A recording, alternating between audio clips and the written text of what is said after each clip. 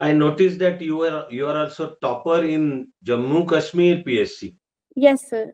Good, congratulations for that. Thank you so much, sir.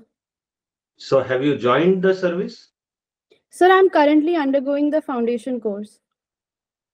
of JK Administrative Service, I suppose? Yes, sir, administrative service. Good. So would you be what? Posted as deputy collector or BDO, Tahsildar? Sir, it's usually the BDO, Tehsildar, or Under Secretary in the Secretariat. Where would you like to be posted? Sir, I'm open to be posted anywhere because each posting has its own sets of opportunities and challenges. So Yeah. I have no particular choice. Okay. If posted as BDO, Yes, sir. what do you think will be your challenges? Sir, from my limited interaction with certain senior officers who are already posted as BDOs and seeing their work, I believe the biggest challenge in JNK being posted as a BDO would be the remoteness of the areas where a person is posted and the lack of connectivity and basic infrastructure like internet or electricity in those areas, which is still a very pressing challenge.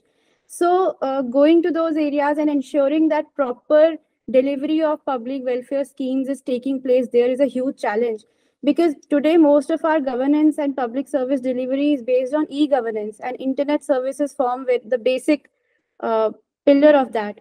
But when internet services and electricity are not available in certain areas, all of this becomes very challenging. So that would be, in my opinion, my biggest hurdle. Would the challenges differ if you are posted in Jammu as against Srinagar Valley?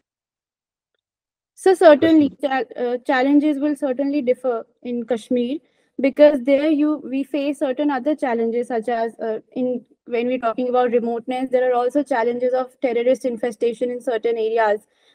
Certain areas are also infested with drug abuse. That's another challenge now that the administration is facing in JNK. So certainly challenges will differ. Also, the inclement weather of Kashmir Valley also poses huge challenges. So I think those would be the challenges. Mhm. Post 5th of August 2019, Yes, sir. what changes have happened according to you? Sir, from what I have observed, there have been a myriad of changes post abrogation of Article 370, and the most prominent ones as a student of law that I observed was the legal changes. We saw that Article 35A also got abolished. So the people who till now did not have property rights in JNK, they did get those rights now, especially the daughters who were married outside the state. And also now people who resided here, they could now be eligible to get the domicile certificates and get certain rights here. Apart from that, the Valmikis, who till now were not treated as the PRC, permanent residents, they also got their well deserved rights to vote and study in JNK. Apart from that, the tourism sector saw a boon. We saw close to 1 crore people visiting Jammu and Kashmir last year because the psychological uh, barrier which was present in the people that went away.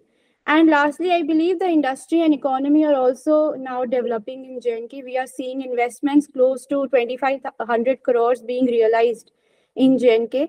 And there have been investment promises of close to 85,000 crores, which will certainly be realized in some time. Apart from that, the JNK industrial policy of 21 to 2030, that has also now become a beacon of hope for the industries in JNK. So I think all of these will cumulatively help in economic and human development of JNK.